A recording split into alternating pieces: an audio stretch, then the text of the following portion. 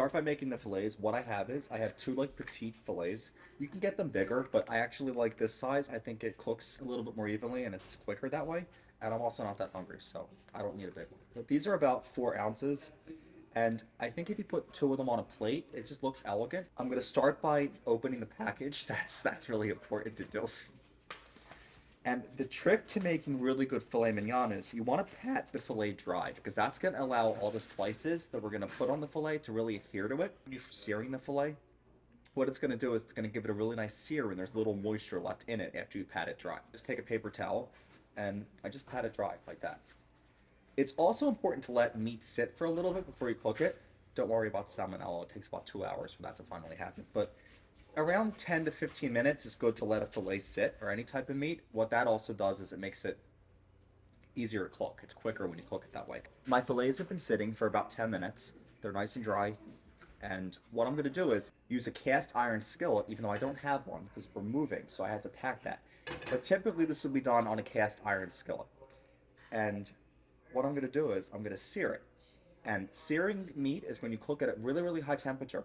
It doesn't overcook it, it just retains all the moisture internally because we're looking for like a medium rare type of fillet also.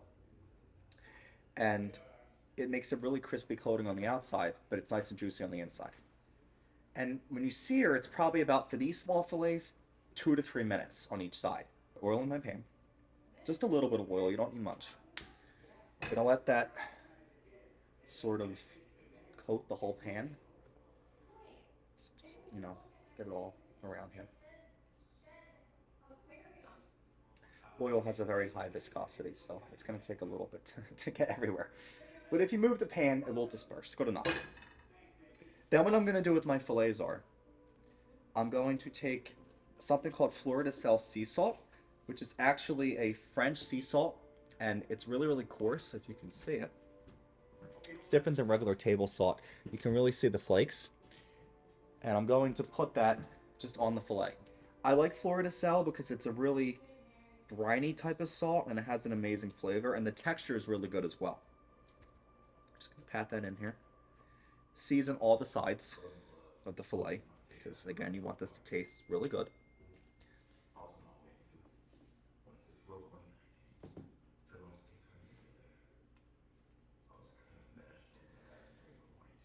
It's probably enough.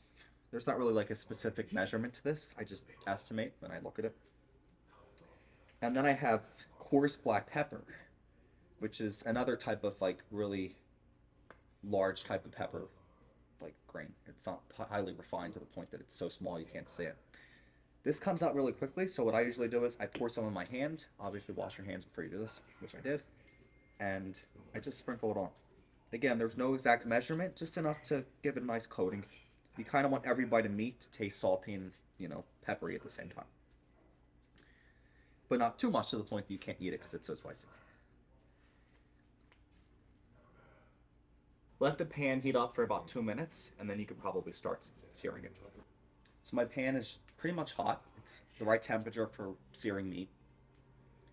I sort of let the oil cook for about 2 minutes, and I'm going to start by just putting my fillets right on the pan. And you can hear that sear.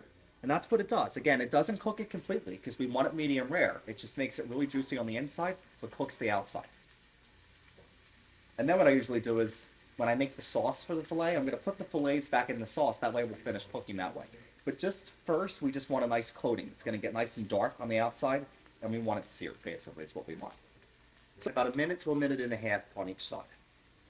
So it's been about 1 minute, so what I'm going to do is I'm going to flip it. Now what I'm going to do is I'm going to sear the sides. So that involves just lifting the fillet up like this and letting it just sear on the side like that. It does usually stay by itself if you just hoist it up like this. If it's a nice thick fillet. See that? Perfectly sits on its side. So do that for like another minute to 2. Gonna do the other side now, put them on a plate. So to make the sauce for the fillet, what I usually do is I take some heavy cream and milk, so half and half. Put it in the pan. Dijon mustard. I like the mustard seed Dijon. I would put that in. Definitely use Grey Poupon. It's the best type of mustard you could possibly get. It makes a difference. Again, I don't really measure this because I'm kind of just, I wing it usually, but for the recipe in the cookbook, it is going to have a precise measurement, so don't worry about that. But always taste it. That's how you know it's good.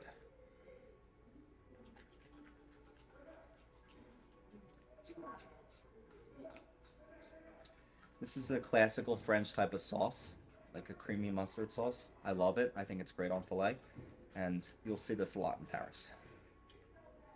It also has garlic, which I'm going to chop up now too. Just mix it together. I always taste it.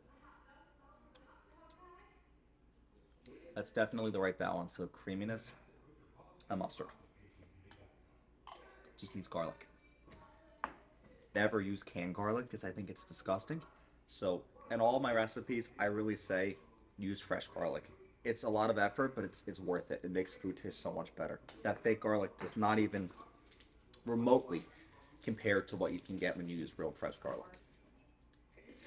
To chop garlic, I just cut it in half and then I peel it. Just like that. Comes right off the skin. If you don't want to peel garlic, you can actually get garlic that's pre-peeled already in the grocery store. It's not frozen, it is fresh. I still don't think it's as strong as regular garlic because whenever you're peeling something, you're exposing it to the environment and it's going to lose some of its strength. And it's been sitting there too, but it's still much better than the minced garlic from which really isn't even real garlic.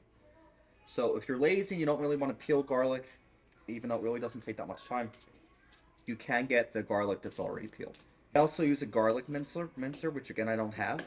So I'm gonna give this a rough chop. And because we're doing this sort of Provençal, you can leave big chunks of like garlic or seasoning in the sauce. It's very French to leave things like that. So I'm not gonna go to the length to like really mince this as fine as I could, but you can if you want to. You really don't have to. The sauce is like the perfect thickness. Taste it. That's good.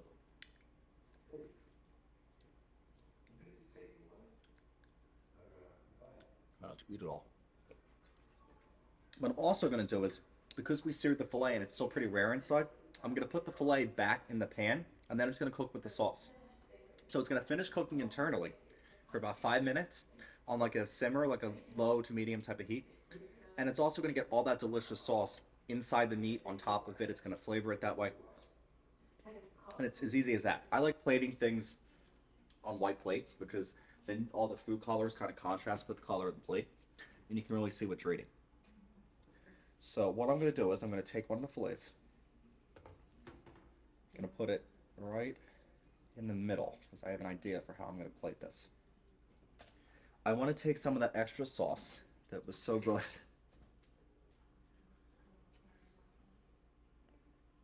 Pour it on there like that. Really coat it. Thickened up. You can see the garlic bits in here. Just like that. And that's filet mignon, steakhouse style.